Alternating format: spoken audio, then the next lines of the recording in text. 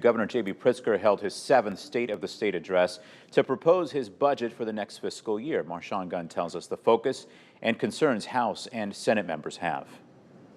The Illinois government is looking toward the future in the 2026 fiscal year.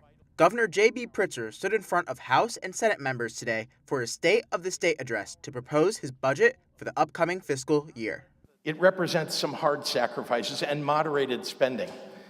We're preserving the progress that we've made over the last 6 years, streamlining certain departments to do more with less, and delivering for our residents without raising their taxes. Pritzker's budget does not intend to raise taxes for residents in the state.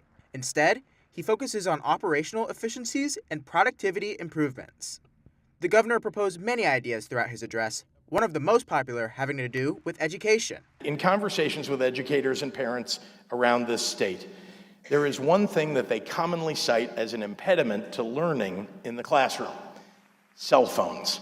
As a result, Pritzker has proposed a statewide cell phone policy that would prohibit the use of phones during classroom lessons. The governor also wants to lower the price of prescription drugs and forgive medical debt for people in the state, citing one main cause: prescription benefit managers. Not only are they driving up healthcare costs for Illinois families by hundreds of millions of dollars per year, but they're also putting small, local, independent pharmacies out of business. This all comes to a $55.2 billion budget.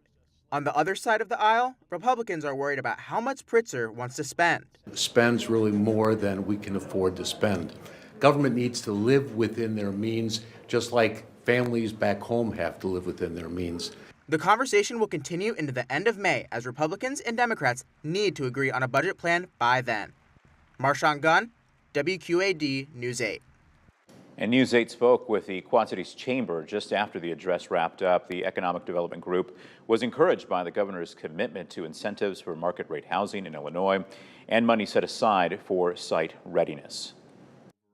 New investment in site readiness and industrial sites is a positive for the Quad Cities, and we just want to make sure that that money is distributed evenly across the state, and that folks like the Illinois Quad Cities get a bite at the apple.